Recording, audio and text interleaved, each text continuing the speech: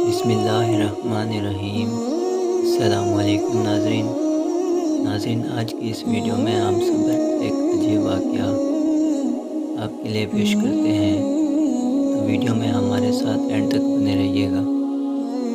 ناظرین، عبداللہ بن محمد جہادی مہم کے سلسلے میں مصر کے ایک ساحلی علاقے میں مقیم تھا۔ ٹہلتا ہوا ایک بار ساحل سمندر پر جا نکلا۔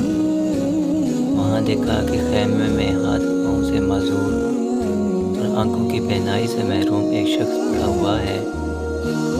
اس کے جسم میں صرف اس کی زبان سلامت ہے۔ ایک طرف اس کی یہ حالت ہے اور دوسری طرف وہ آواز بلند کہہ رہا ہے، اے میرے رب، مجھے اپنی نعمتوں پر شکر کی توفیق عطا فرما۔ مجھے تو نے اپنی مخلوق میں سے بہت سوں پر فضیلت اور فوقیت بخشی ہے۔ اس فوقیت پر مجھے اپنی حمد و ثنا کی توفیق عطا فرما۔ ناظرین، عبداللہ نے یہ دعا سنی تو اسے بڑی حیرت ہوئی۔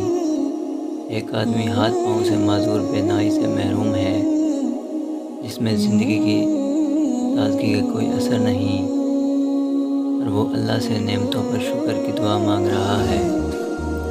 اس کے بعد اس کے پاس آ کر سلام کیا اور پوچھا، حضرت، آپ اللہ تعالیٰ کی کس نعمت اور فوقیت پر شکر اور حمد و ثنا کی توفیق کی درخواست گار ہیں؟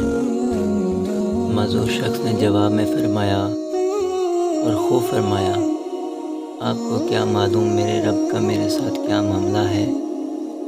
باخدا اگر وہ آسمان سے آگ برسا کر مجھے راکھ کر دے، پہاڑوں کو حکم دے مجھے کچل دیں، مندر کو مجھے غر کرنے کے لیے کہہ دے، زمین کو مجھے نگلنے کا حکم دے، تو میں کیا کر سکتا ہوں؟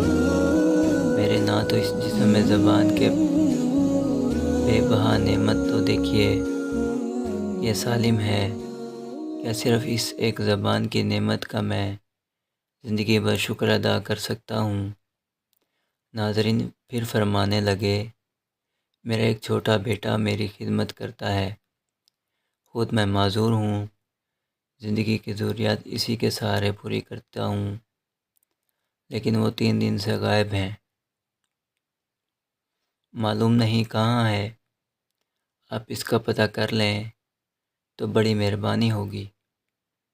ایسے صابر اور شاکر اور محتاج انسان کی خدمت سے بڑھ کر اور سعادت کیا ہو سکتی ہے؟ ناظرین، عبداللہ نے بیابان میں اس کی تلاش شروع کی تو یہ دردناک منظر دیکھا۔ مٹی کے 2 تودوں کے درمیان ایک لڑکے کی لاش پڑی ہوئی ہے، جسے جگہ جگہ سے درندے اور پرندوں نے نوچ رکھا ہے۔ یہ اسی معذور شخص کے بیٹے کی لاش تھی۔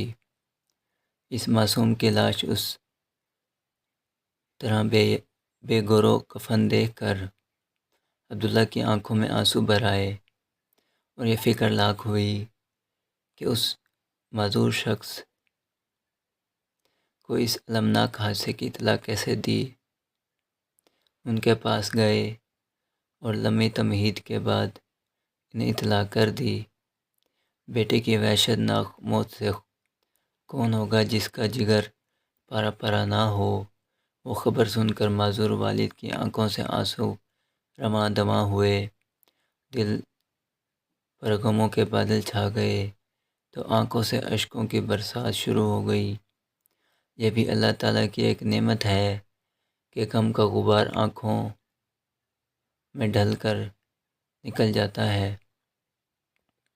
ناظرین، شکوہ شکایت کے بجائے فرمانے لگے، حمد و ستائش اسی ذات کے لیے ہے جس نے میری اولاد کو نافرمان پیدا نہیں کیا اور اس سے جہنم کا ایندھن بننے سے بچایا۔ پھر اِنَّ لِلَّہ پڑھا اور اس کی روح پرواز کر گئی۔ ان کو اسی طرح اچانک موت پر عبداللہ کے ضبط کے بارے بندھن ٹوٹ گئے اور وہ پھوٹ پھوٹ کر رونے لگا۔ کچھ لوگ اس طرف نکلے، رونے کی آواز سنی، خیمے میں داخل ہوئے، میت کے چہرے سے کپڑا ہٹایا تو اسے لپٹ گئے۔ کوئی ہاتھ چومتا، کوئی آنکھوں کو بوسہ دیتا، ساتھ ساتھ کہتے جاتے، ہم قربان ان آنکھوں پر جنہوں نے کبھی کسی غیر محرم کو نہیں دیکھا، ہم فدا اس جسم پر جو لوگوں کے آرام کے وقت بھی اپنے مالک کے سامنے سجدہ ریز رہتا، جس نے اپنے رب کی کبھی نافرمانی نہیں کی۔ ناظرین، عبداللہ یہ صورتحال دیکھ کر حیران ہو رہا تھا۔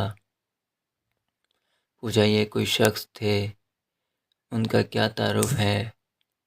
کہنے لگے آپ ان کو نہیں جانتے؟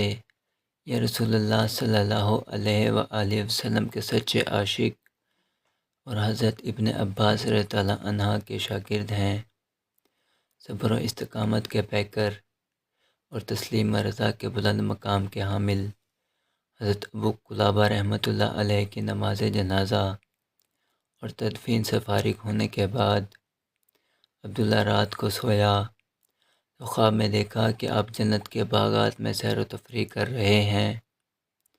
جنت کا لباس زیب تن ہے۔